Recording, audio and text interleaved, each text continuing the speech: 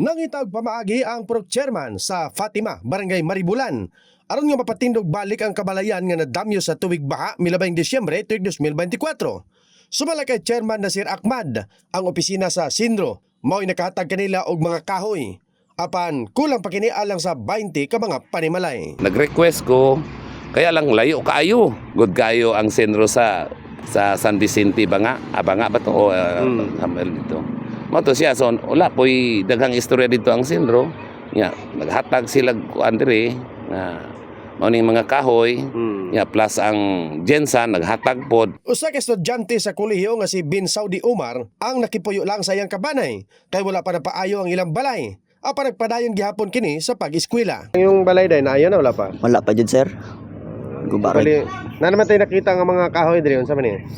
Para gyapon ni sa mo sir pero wala pa nila gina-distribute. Kato nabaan mo unsa man na dawat lang ninyo? Mga bugas sir, mga bugas, mga dilata. Sumala kay Abdul Maulana, nga kasabot siya sa sitwasyon sa estudyante, mga wala na'y bayad ang pagpapuyo sa ilang balay.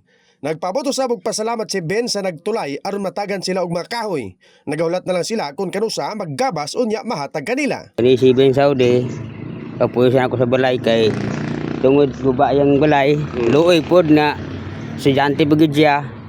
Isod po na di na po nato siya pupuyo sa balay niya. Wala po na gubatong balay. Salamat kay Ma'am Karen Cariga o kay Sir Abdul Cariga sa pag-donate nila sa kahoy. Daghang kay salamat sa inyo sir. Kaya bulan, nga gatusan ang apektado sa ulahing pag-awa sa tubig ba sa dike sa Maribulan River kaniadtong Disyembre 2024. In the heart of changing lives, kini si Fred Jason sa 89.5 Brigada News FM Jansan, The Miska News Authority.